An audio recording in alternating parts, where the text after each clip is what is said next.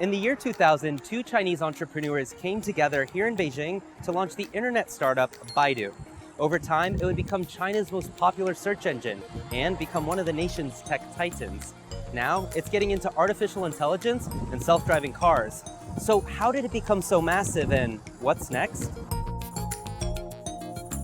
Baidu is often referred to as the Google of China. It commands around 70% of China's internet searches, and given China's massive population, it's among the world's most used search engines. Baidu was co-founded in 2000 by Robin Li, with its first office in a hotel room near Peking University. Baidu's literal meaning is hundreds of times, which is meant to represent a persistent search for the ideal. In 2005, the company went public in the US on the NASDAQ. It's the employer to around 40,000 people globally. Baidu's headquarters is located here in the nation's capital, Beijing. Not only is it one of China's largest companies, but given the sheer volume of China's population, it's one of the largest internet companies in the world. It comes in at number 4 on this list, ranking the top sites on the web, coming in right behind Google, YouTube, and Facebook. Baidu's primary product is its search engine, but it also has platforms like maps, images, videos, and news searches. It's launched platforms you've likely never heard of, like Baidu Encyclopedia, the world's largest user-generated Chinese language encyclopedia. And it's a major stakeholder in iQIYI, dubbed the Netflix of China. That just scratches the surface though. There are many other verticals it has launched or acquired over the years. The majority of Baidu's revenue comes from advertising through its many platforms. It works similarly to Google AdWords in that it's a pay-per-click platform that lets advertisers have their own ads shown against search results or websites that are a part of Baidu's network. Baidu is among the list of the highest revenue generating internet companies, bringing in more money than Netflix or eBay.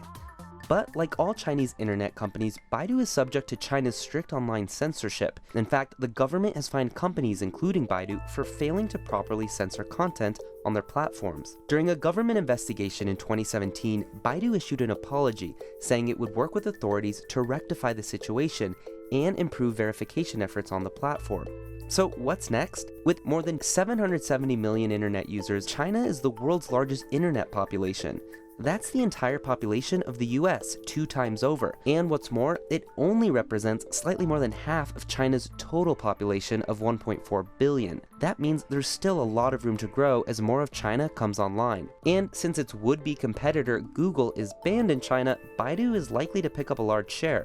But it's not just China where Baidu sees its growth. Baidu's CEO said he thinks eventually Baidu will go into Europe, US, and many other places. More than 2 years later, that expansion seems more focused on partnerships. Baidu has research facilities for artificial intelligence in Beijing, Seattle, and Silicon Valley, where it's working with the likes of Huawei and Qualcomm.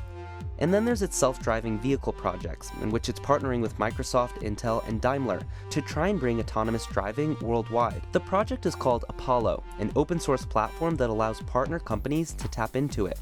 Baidu has already developed a self-driving bus, and it's starting to manufacture them too. The company says it wants to see them in the streets of many of the nation's cities soon.